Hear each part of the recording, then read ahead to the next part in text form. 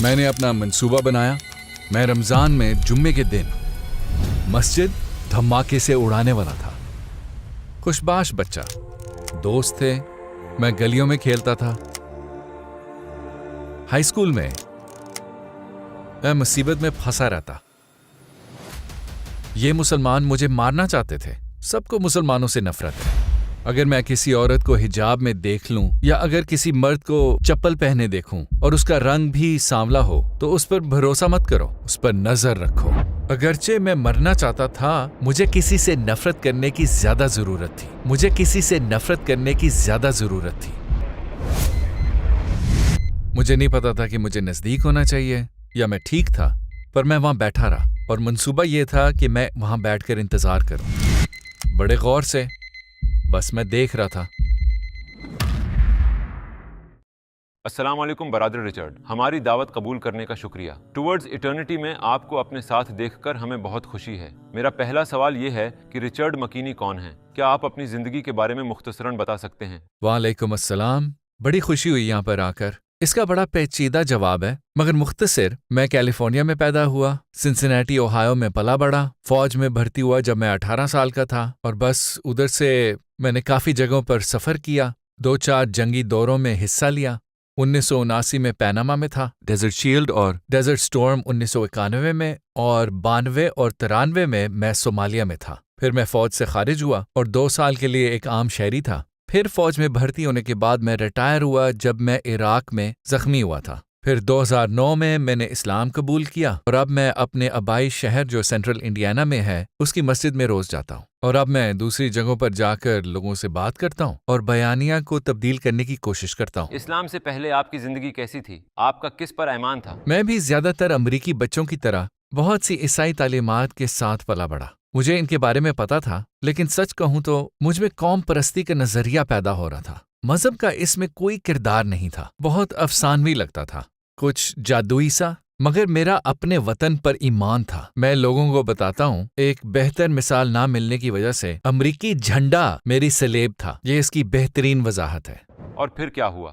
آپ نے army join کرنے کا فیصلہ کیوں کیا؟ جوانی میں برائیوں میں پڑ گیا، نشہ، میں گھر سے بھاگ گیا، اور جب میں گھر سے بھاگا میں فوج میں بھرتی ہو گیا، اور میرے خیال میں نے بہت اچھا فیصلہ لیا کہ یہ برائیاں چھوڑ کے میں فوج میں چلا گیا۔ آپ میں مسلمانوں کے خلاف اتنی زیادہ نفرت اور غصہ کیسے پیدا ہوا؟ کافی چیزوں میں سے ایک یہ تھی کہ میں نے یقین کرنا شروع کیا، یا یقین پیدا ہونا شروع ہوا کہ مسلمان مجھے مارنا چاہتے ہیں۔ جب میں آخری دفعہ زخمی ہوا تھا جس کی وجہ سے مجھے فوج چھوڑنی پڑی، ہم رمادی میں تھے 2006 میں، رمادی عراق، اور ہم نے ایک بہت تیز آپریشن کیا ایک بلڈنگ پر جہاں پر القاعدہ کا کوئی بڑا لیڈر چھپا ہوا تھا، اور ہم وہاں گئے اس کو پکڑنے اور واپس لانے، سر اور ہاتھ بندھے ہوئے، مگر وہ وہاں پر تھا نہیں۔ میں دوسری منزل پر پہنچا جبکہ وہ کلیئر ہو چکی ہوئی تھی اور سارے لوگ بلڈنگ سے جانے لگے تھے، باہر سڑک پہ دیکھنے کے لیے کہ ہر چیز ٹھیک ہے تاکہ میں اپنی ٹیم کو باہر لے جا سکوں۔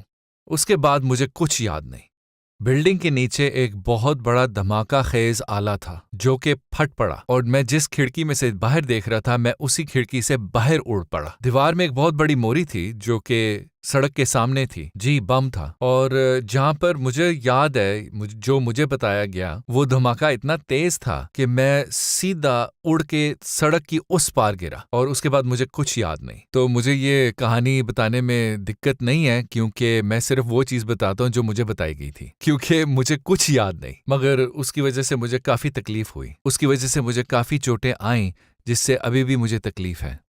وہاں بم تھا، اس حادثے کے بعد آپ کے ساتھ کیا ہوا؟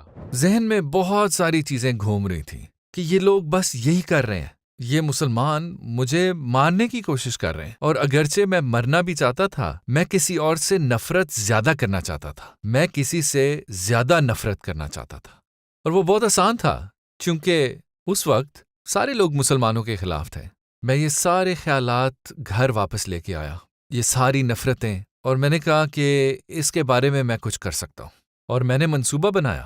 میرے میں صلاحیت تھی کہ میں کچھ آلات جمع کر کے جن سے میں بم بنا سکوں، اور لگ بھگ 3 سالوں کے دوران یہی میں نے کیا۔ میں نے بنایا ایک بم، میں نے آرام سے کیا، اور جب میں منصوبہ بنا رہا تھا میں یہ سوچ رہا تھا کہ میں ان کو کیسے پکڑوں گا۔ کبھی بہت سارے لوگ نہیں آتے. رمضان، جمعے والے دن رمضان میں سب لوگ آتے ہیں. جب میں عیسائیوں سے بات کرتا ہوں بہت دفعہ میں یہ کہتا ہوں کہ وہ بالکل کیتھولکس کی کرسمس میس کی طرح ہے. پورا سال نہیں نظر آئیں گے مگر کرسمس میس پر ضرور آئیں گے. آپ کے کیا خیالات تھے؟ آپ یہ سب کہاں کرنا چاہتے تھے اور آپ کا منصوبہ کیا تھا؟ تو میرے آبائی شہر میں ایک اسلامک سینٹر تھا. میں ان لوگوں کے بارے میں کچھ نہیں جانتا تھا. میں نے دیکھا ہوا تھا تو میں نے اس جگہ پر کڑی نظر رکھی ہوئی تھی. اور ایک دفعہ نہیں، بہت دفعہ میں بار بار جا کر ملاحظہ کرتا تھا. اور میں نے لوگوں کی بھرمار دیکھی جمعے والے دن، اور ان لوگوں کا طور طریقے جاننے لگا اور یہ کیا کر رہے ہیں. تو اگر میں یہاں پہ بم رکھوں تو ان کو پتہ تو نہیں چل جائے گا. تو میں یہ نہیں چاہتا تھا. تو میں نے ایک جگہ ڈھونڈی، اور پتہ نہیں کیوں جب تک میں پریزیڈنٹ اسلامک سینٹر کا نہیں بنا تو کسی نے بلڈنگ کا جائزہ نہیں لیا ہوا تھا. کسی نے بھی نہیں. تو بلڈنگ کے پیچھے مجھے بم کے لیے ایک اچھی جگہ مل گئی اور میں اس کو وہاں پہ رکھنے لگا آدھی رات کو، ایک رات پہلے. اور وہاں پر ایک بینک تھا تقریباً 2500 میٹر دور. اور یہ میرا ایک اندازہ ہی تھا کیونکہ مجھے نہیں پتا تھا، وہ رینج کی وجہ سے مجھے یہ نہیں پتا تھا کہ مجھے زیادہ نزدیک ہونا چاہیے یا دور ہونا چاہیے.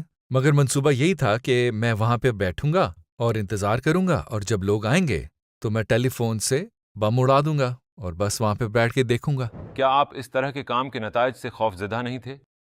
ٹوورڈز ایٹرنیٹی میں ہمیں آپ کی سپورٹ کی ضرورت ہے. یہ خیراتی ادارہ ہے جس کا مقصد اسلام کا پیغام 10 زبانوں میں پوری دنیا تک پہنچانا ہے. اس کی سپورٹ کر کے آپ ذریعہ بن سکتے ہیں لوگوں کے اسلام قبول کرنے کا، حرام چیزوں کو ترک کرنے کا، نمازی بننے کا، حجاب پہننے، قرآن پڑھنا، سیکھنے اور بہت سے نیک کاموں کا. اور آپ ان تمام نیک کاموں کے اجر میں حصہ دار ہوں گے انشاءاللہ تعالی.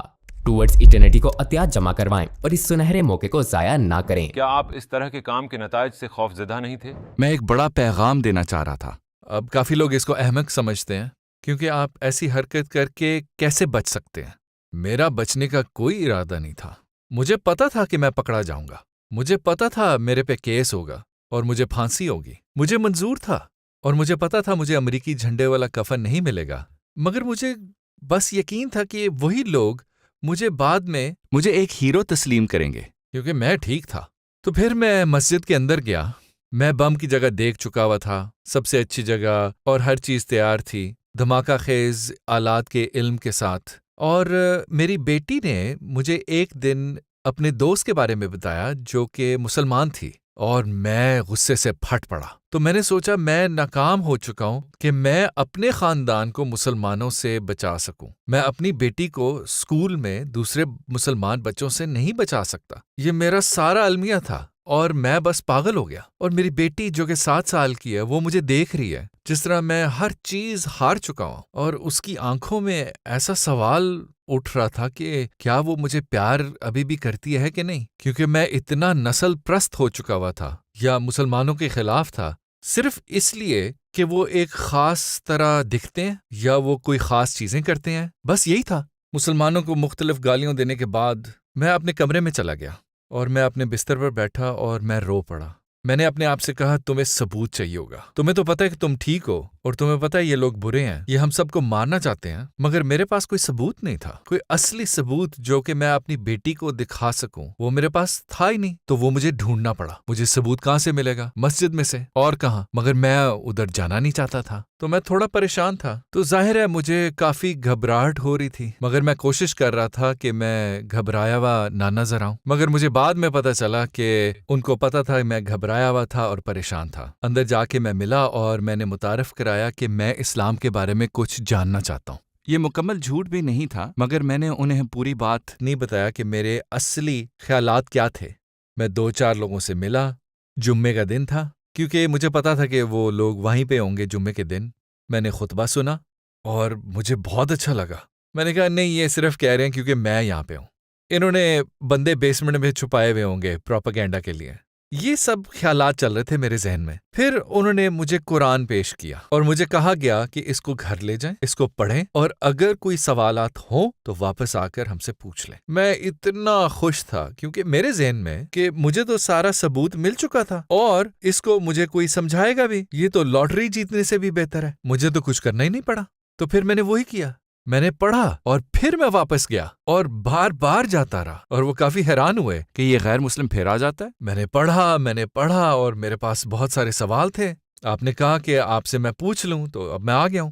اور تھوڑی دیر بعد مجھے خیال آیا کہ سارے مذہبوں کی کوئی کتاب ہوتی ہے، اور وہ کتاب رہنمائی ہوتی ہے اور بتاتی ہے کہ آپ نے اپنی زندگی کیسے گزارنی ہے، کچھ سیدھے راستے پر لاتی ہے، اور آپ کی کوشش ہوتی ہے کہ وہ سارے پورے فرائض انجام دیں۔ تو یہ ساری چیزیں میں قرآن میں پڑھ رہا ہوں، اور میرا اسلام کے بارے میں یہ رائے تھی کہ وہ لوگ جو میرے پہ حملہ کر رہے تھے عراق میں، اور وہ ساری جنگ اور لڑائی، تو وہ ساری چیزیں قرآن سے میچ نہیں کر رہی تھیں۔ اور یہ لوگ جو منسی انڈیانا میں رہتے تھے، وہ ساری چیزیں کر رہے تھے جو قرآن میں لکھی تھیں۔ تو وہ لوگ نہیں تھے تو یہ لوگ تھے۔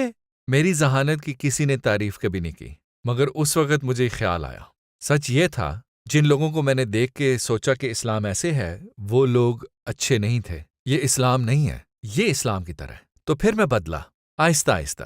میں نے سوچا یہ اچھے مسلمان ہیں، میں نے سنا ہوا تھا کہ اچھے مسلمان بھی ہوتے ہیں، اور جوں میں مختلف لوگوں سے ملا اور اسلام کے بارے میں پڑھتا رہا، اور اچھی ویڈیوز اور بری ویڈیوز اسلام کے بارے میں دیکھیں، کیونکہ اس وقت کافی بری ویڈیوز بھی تھیں، تو جب میں نے موازنہ کیا تو پتہ چلا کہ وہ ساری بری ویڈیوز ایک نفرت کی جگہ سے آئیں۔ کوئی مطابقت نہیں ہے جو کہ قرآن میں لکھا ہوا ہے اور جو یہ بری ویڈیوز میں کہہ رہے ہیں۔ تو میں پھر پڑھتا رہا اور بس اور پڑھتا رہا۔ آہستہ آہستہ میرے برے خیالات کم ہوتے گئے اور پھر چلے گئے، اور پھر پڑھتے پڑھتے میں نے کچھ آیات پڑھی قرآن میں، جس طرح کے 5:32، جس میں لکھا تھا ایک انسان کی موت پورے انسانیت کی موت ہے۔ نہیں، یہ لوگ تو اندھا دھن مار دھاڑ کر رہے تھے، جن سے میں نے اسلام کا تاثر لیا تھا۔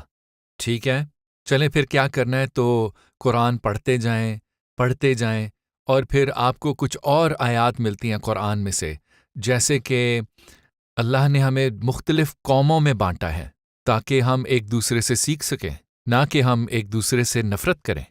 اچھا ٹھیک ہے، تو اب مجھے نظر آ رہا ہے کہ یہ شخص لوکل گورنمنٹ میں کام کر رہا ہے، اور روٹری کلب میں اور مختلف تنظیموں میں۔ اچھا، مجھے یہ سمجھ آ رہی ہے۔ تو یہ سب سارا اس طرف چل پڑا۔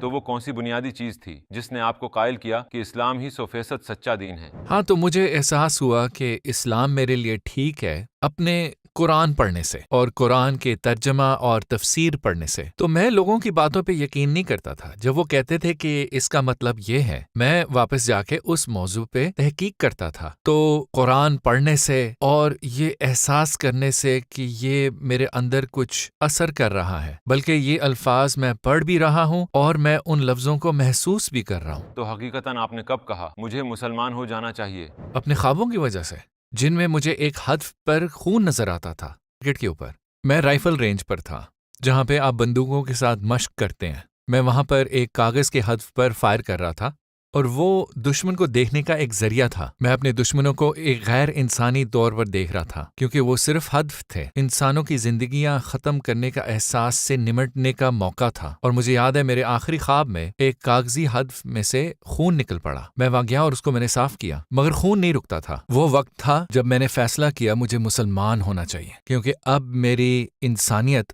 واپس آ رہی ہے۔ اس سے پہلے میرے میں انسانیت نہیں تھی، مجھے تو پتہ ہی نہیں تھا کہ انسانیت ہوتی کیا ہے۔ تو انسانیت واپس آئی، اور میں نے اسلام کو دیکھا اور اس کی تعلیمات کو دیکھا جو کہ اللہ کی طرف سے ہیں اور حضرت محمد صلی اللہ علیہ وسلم کی ہیں۔ اس نے مجھے کچھ دیا، ان چیزوں کے بارے میں ایک شعور پیدا ہوا، کون، کب، کیوں، کیسے اور کیا۔ اس نے مجھے ان سوالوں کے جواب دیے اور میں بہت خوش تھا۔ یہ میری زندگی کا سب سے اچھا فیصلہ تھا۔ اور پھر آپ نے کلمہ پڑھنے کا فیصلہ کیا، آپ سب سے پہلے کہاں گئے؟ یہ ایک بڑی مزیدار کہانی ہے۔ بہت سے عیسائیوں کے ذہن میں سالوں سے یہ تصور رہا ہے، اور ان کا یہ ماننا ہے کہ اگر مسلمان تمہیں پکڑ لے تو وہ تمہارے گلے پر تلوار رکھ کر کہے گا کہ اسلام قبول کرو، ورنہ تمہیں مار ڈالیں گے۔ میں جمعے کو دوبارہ اسلامک سینٹر گیا، میں 2 لوگوں سے ملا، وہی 2 لوگ جن سے میں سب سے پہلے ملا تھا۔ ان سے میری جان پہچان ہو گئی تھی، دوستی ہو گئی تھی، اور میں ان کے پاس گیا اور میں نے کہا میں نے شہادت لینی ہے۔ میں آپ کو صحیح بتا رہا ہوں، وہ سینہ بسینہ کھڑے تھے، وہ ایک دوسرے کو دیکھتے ہیں، پھر مجھے دیکھتے ہیں، اور دونوں اکٹھے کہتے ہیں نہیں۔ میں آپ کو صحیح بتا رہا ہوں، یا اللہ۔ اور بس میں وہیں کھڑا ان کو دیکھتا رہ گیا، اور میں نے کہا کیا مطلب نہیں؟ تو انہوں نے کہا بھائی تمہیں اور بہت کچھ سیکھنا ہے۔ پھر وہ دونوں ایک دوسرے کی طرف دیکھتے ہیں، پھر مجھے دیکھتے ہیں اور کہتے ہیں بھائی آ جاؤ۔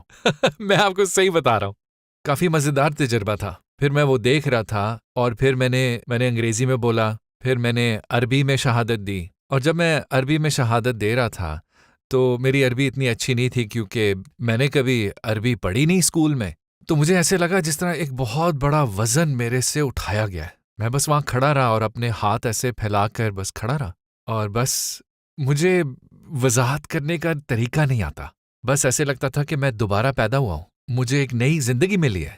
کیا آپ نے انہیں بتا دیا کہ آپ اس جگہ کو دھماکے سے اڑانے والے تھے یا کسی اور نے بتایا؟ یہ ایک تیسرے بندے نے ان کو بتایا تھا۔ تو میں کالج گیا، اتنا وقت گزر چکا تھا، میں 40 سال کا ہو گیا اور میں نے پہلی دفعہ کالج میں داخلہ لیا۔ ایک تو بزرگ ہونے کے ناطے اور اتنا زیادہ تجربہ ہونے کے ناطے میرے پروفیسروں کے ساتھ ایک الگ قسم کا رشتہ تھا، باقی طالب علموں سے ایسے لگتا تھا کہ ہم دوست ہیں۔ اور ایک دن میں اپنے پروفیسر کے آفس میں بیٹھا ہوا تھا، ہم کافی پی رہے تھے، اور مجھے نہیں پتا کیوں مگر میں نے اس کو یہ کہانی ساری بتائی، اور جب اس نے یہ ساری کہانی سنی وہ بس وہاں منہ کھلا کھڑے رہ گئی، بالکل حیران کن رہ گئی۔ اس نے مجھے کہا کہ یہ تمہیں یہ کہانی بتانی چاہیے، یہ کہانی تو لوگوں کی زندگیاں بدل سکتی ہے۔ تو وہ میرے سے پوچھتی ہے کہ تم دوپہر کو کیا کر رہے ہو؟ میں نے کہا کافی کے بعد میں گھر جانے لگا تھا۔ اس نے کہا نہیں، تم میری اگلی کلاس میں آؤ اور وہاں پر یہ کہانی سناؤ۔ تو میں وہاں گیا اور میں نے بتائی، تو اس کلاس میں کوئی بندہ تھا جس نے سوچا کہ اس کو بم بنانا آتا ہے اور اب یہ مسلمان بھی ہو چکا ہے، اور اس نے فیصلہ کیا کہ یہ کسی کو بتانا چاہیے۔ تو اس نے کسی کو بتایا، اس نے FBI کو کال کر کے سارا بتا دیا۔ نہیں، میں اس پر غصے نہیں ہوں کیونکہ یہ پرانی کہانی ہو چکی ہے، بم ختم ہو گیا، میں نے اس کو خارج کر دیا کیونکہ اب میں مسلمان ہوں اور مجھے اب بم کی ضرورت نہیں ہے۔ تو کوئی ثبوت ہی نہیں تھا۔ ویسے ان کو تھوڑا سا ثبوت تو ملا تھا ایک کتے کی سونگنے کی وجہ سے، کیونکہ میں ان کو وہاں لے گیا تھا جہاں پہ میں نے رکھا ہوا تھا۔ جب یہ واقعہ ہوا تو پھر ساروں کو آہستہ آہستہ پتہ چل گیا، بلکہ یہ وہی وقت تھا کہ جب میری بیگم کو پتہ چلا۔ میں نے کسی کو نہیں بتایا ہوا تھا، صرف مجھے پتا تھا اس بارے میں، کیونکہ یہ سارا منصوبہ میرا تھا، یہ میری انا تھی، صرف میری انا کہ میں کروں گا اور کوئی بھی نہیں۔ مجھے یہ بھی پتا تھا کہ زیادہ لوگوں کو پتہ ہوا تو یہ منصوبہ پورا نہیں ہو پائے گا۔ تو اس کو پتہ چلا تو پولیس نے مجھے ہتھ کڑیاں پہنائی ہوئی تھی گھر کے سامنے، تو وہ گھر واپس آئی میری بیٹی کے ساتھ، تو اس نے مجھے وہاں دیکھا تو میں بس گھاس پر بیٹھا ہوا تھا، ہتھ کڑیاں لگی ہوئی تھیں تاکہ وہ مجھے کنٹرول کر سکیں۔ یہ ان کا طریقہ ہے جو کہ تھوڑا غلط ہے کیونکہ قانوناً آپ گرفتار ہو چکے ہوتے ہیں۔ وہ کہتے ہیں آپ نہیں ہیں مگر قانونی طور پر آپ گرفتار ہیں، تاکہ اگر کچھ خدا نخواستہ ہو جائے تو ان کے کنٹرول میں بندہ رہے۔ تو وہ وقت تھا جب میری بیگم اور بیٹی گھر آئیں اور ان کو تو سمجھ نہیں آ رہی تھی۔ پھر مسجد میں لوگوں کو پتہ چلنا شروع ہوا، ان کو یہ کہانی پہنچ گئی، اوپر سے یہ اخباروں میں آ گیا۔ پھر کسی نے میرا سامنا کیا، میں ایک دعوت پہ بلایا گیا جنہوں نے اسلامک سینٹر بنایا تھا، اور میں وہاں بڑی خوشی خوشی گیا، اور پھر وہاں پہ ایک بی بی بہرامی تھی اور اس نے میرے سے پوچھا، وہ کہتی ہے رچرڈ بھائی یہ کیا کہانی ہے کہ آپ اسلامک سینٹر کو تباہ کرنا چاہتے تھے؟ میں اتنا شرمندہ تھا اس وقت، اتنا شرمندہ تھا، کیونکہ وہی لوگ تھے جنہوں نے مجھے جگہ دی، یہ جانتے ہوئے کہ میں ایک فوجی تھا، یہ جانتے ہوئے کہ میں ان کے ملکوں میں لڑنے گیا تھا، تو ان کو پتا تھا کہ میں نے وہاں پہ کیا کیا کیا ہوا ہے، مگر انہوں نے اس کے باوجود مجھے اپنے گھر اور دلوں میں جگہ دی، مجھے قبول کیا۔ تو میں نے ان کو وہ پھر سچ بتایا اور ان کو بتایا کہ آپ کی وجہ سے میں نے اپنا منصوبہ پورا نہیں کیا، آپ نے مجھے دکھایا۔ میں نے یہ بھی کہا کہ اسلام کو ایک طرف رکھ دیں، آپ سب نے مجھے انسانیت دکھائی اور اس چیز نے ہم سب کو بچا لیا۔ وہ پریشان تھے مگر خوش تھے۔ کچھ بھائیوں نے مجھے جھپی ڈالی جو پہ مجھے اس وقت ناپسند تھی، مجھے جھپیاں لینا یا دینا پسند نہیں تھا، مجھے جھپیوں سے الجھن تھی، میں کہتا تھا آپ ادھر ہی رہیں، میں ادھر اور آپ ادھر رہیں، مگر یہ سب ایک غیر حقیقی قسم کا ایک قصہ تھا، اور اس چیز نے اس کو پکا کیا کہ یہ سارا میں کیوں کر رہا ہوں۔ یہ لوگ محبت کرتے ہیں اور وہ محبت کرتے ہیں کیونکہ وہ ایسے ہی پلے بڑھے ہیں، کیونکہ وہ قرآن کے علم پر پلے بڑھے ہیں۔ آپ کے قبول اسلام سے آپ کی فیملی کیسے متاثر ہوئی اور ان کا رد عمل کیا تھا؟ یہ بھی ایک بڑی مزیدار کہانی ہے، کیونکہ جب میں نے شہادہ لے لی، میں نے اپنی بیگم کو نہیں بتایا ہوا تھا، اس کو پتا کہ میں مسجد جاتا ہوں، مگر اس کو نہیں پتا تھا کہ کیوں۔ تو میں وہاں جاتا ہوں اور میں شہادت لیتا ہوں اور پھر میں گھر آتا ہوں اور میں صوفے پہ بیٹھ گیا جس طرح کہ میں کام سے گھر آیا ہوں، اور وہ میرے سے پوچھتی ہے کہ سب ٹھیک ہے، کیونکہ وہ پریشان تھی کہ شاید میں کچھ کر ڈالوں۔ مگر اس کو پتہ نہیں ہے. تو میں نے کہا نہیں سب ٹھیک ہے. اس نے کہا ٹھیک ہے. میں نے اس کی طرف دیکھا اور میں نے اسے کہا میں مسلمان ہوں. یہ بھی ایک مزیدار واقعہ ہے, یہ سچ ہے مگر ایک مزیدار واقعہ ہے. تو وہ کہتی ہے کیا؟ تو میں نے کہا ہاں میں نے شہادت لے لی ہے. تو وہ کہتی ہے شاوٹ. تو میرے پاس جو تھوڑا سا علم تھا اسلام کے بارے میں نے اس کو سمجھانے کی کوشش کی ایک بیپٹزم کا محاورہ دے کر, اور اسے سمجھ ہی نہیں آ رہی تھی, اس کو پتہ ہی نہیں چل رہا تھا کہ میں کیا سوچوں. تو وہ مجھے کہتی ہے میں تجھے ابھی بتا رہی ہوں کہ میں اپنے سر پہ کچھ نہیں باندھنا شروع کروں گی. میں نے کہا ٹھیک ہے تم تو مسلمان نہیں ہو تو ٹھیک ہے. تو میں نے کہا ٹھیک ہے. تو وہ تھوڑی دیر بعد واپس آئی. تو اس نے کہا کہ تمہیں اگر زیادہ بیویاں چاہیے تو میں ان میں سے ایک نہیں ہوں گی. تو میں سوچ رہا ہوں شاید مجھے یہ بھی نہیں چاہیے. تو اس نے بھی شہادت لی اور پھر ہم یونیورسٹی سے واپس آ رہے تھے. ہم سارے کافی حیران تھے مگر مجھے مذاق کرنے کی عادت ہے. تو میں گاڑی چلا رہا تھا تو میں نے اس کی طرف مڑ کر دیکھا اور میں کہا اچھا تو اب تم مسلمان ہو. تو اب وہ زیادہ بیویوں کا جو چکر ہے تو وہ بڑے ہی غصے سے نا مجھے دیکھ کر کہتی ہے مجھے گاڑی نہ رکوانے پہ مجبور کرنا. تو میں نے کہا گاڑی تو میں چلا رہا ہوں تم گاڑی کو کیسے رکواؤ گی؟ تو کہتی ہے میں رکوا لوں گی. تو یہ میں نے کہا ٹھیک ہے بھائی ٹھیک ہے. بلکہ ڈاکٹر سبیل ہیں جنہوں نے ان کو شہادت دلوائی تھی. ہاں وہ منسی آئے ہوئے تھے, انہوں نے وہاں کی یونیورسٹی میں تقریر دی اور میری بیگم اور میری بچی وہاں پہ میرے ساتھ تھے, اور شاید کچھ سوال تھے جو وہ پوچھنا چاہتی تھی جن کے جواب میرے پاس نہیں تھے. تو اس رات انہوں نے جواب دیے تو ان دونوں نے پھر شہادت لی. میں تو بہت خوش تھا. جب آپ پیچھے مڑ کر اپنے مذہب کی تبدیلی کو دیکھتے ہیں تو آپ اس بارے میں کیا سوچتے ہیں؟ میں اپنے آپ سے نفرت کرتا تھا چونکہ میں نے کافی برائیاں کی ہوئی تھیں, بظاہر سب اچھے کاموں کے لیے, مگر اندر سے مجھے پتا تھا کہ وہ سب غلط تھا. مجھے واقعی پتا تھا مگر تسلیم نہیں کرتا تھا, اور یہ چیز مجھے اندر سے کھا رہی تھی. بلکہ میں خودکشی کے بارے میں بھی سوچتا تھا. ایک ڈاکیومنٹری ہے اسٹرینجر ایٹ دا گیٹ, اس میں ایک تصویر ہے جس میں کچھ لوگ کھڑے ہیں کالی وردیوں میں اور منہ پہ ان کے کچھ لگا ہوا ہے. وہ تصویر میری ٹیم کی تھی. اس ٹیم میں سے صرف میں زندہ بچا. اس ٹیم میں سے ہر بندے نے فوج سے ریٹائر ہوا اور پھر خودکشی کی, اور میں کافی عرصے تک ایسے ہی محسوس کرتا رہا. اور جیسے میں نے پہلے کہا جب میں فوج واپس بھرتی ہوا میں 2 سال کے لیے باہر نکلا, پھر میں سیدھا واپس چلا گیا, ورنہ میرا وہی حال ہونا تھا. اور میں دوبارہ کہتا ہوں یہ سب اللہ تعالیٰ کا منصوبہ ہے, یہ سب اللہ کے کام ہے. جب میں پہلے مسلمان ہوا تو یہی سوال پوچھتا تھا کہ یہ سب میرے پہ کیوں بیتی. میں ایک دکان پہ جا سکتا تھا, وہاں پہ قرآن دیکھ سکتا تھا, مجھ سے یہ سارا کچھ کیوں کرایا؟ اور یہ سب آپ کو پتہ ہے کہ یہ علم غائب ہے. مگر مجھے یہ احساس ہوا کہ چونکہ میں ایسا تھا, میں اتنا غصے والا تھا, مجھے یہ سب گزرنا پڑا تاکہ میں اپنی اصلی منزل پر پہنچ سکوں, چونکہ ورنہ میرے پہ اثر نہ ہوتا. کیونکہ اب میرا مقصد حیات کچھ اور ہے. اب میری ایک منزل ہے, میرا کوئی مقصد ہے, اور مجھے ایسے لگتا ہے کہ اب میں یہ چیز سمجھتا ہوں. آخر میں اگر آپ کو دنیا کے تمام غیر مسلموں سے بات کرنے کا ایک موقع ملا اور آپ کے پاس چند لمحے ہوں تو آپ ان سے کیا کہیں گے؟ تو میں کافی عرصے سے اس چیز پر غور کر چکا ہوں کہ میں کیا کہوں گا اگر کوئی غیر مسلمان میرا سامنا کرے جوابات مانگتے ہوئے. میں یہ کہوں گا سب سے پہلے سانس لیں. سانس لیں, یہ جو آپ محسوس کر رہے ہیں یہ اصل نہیں ہے. سانس لیں اور قرآن پڑھیں, بس پڑھیں. اگر آپ مسلمان نہیں بھی بنتے آپ علم حاصل کریں گے قرآن سے, کیونکہ یہی معجزہ ہے قرآن کا.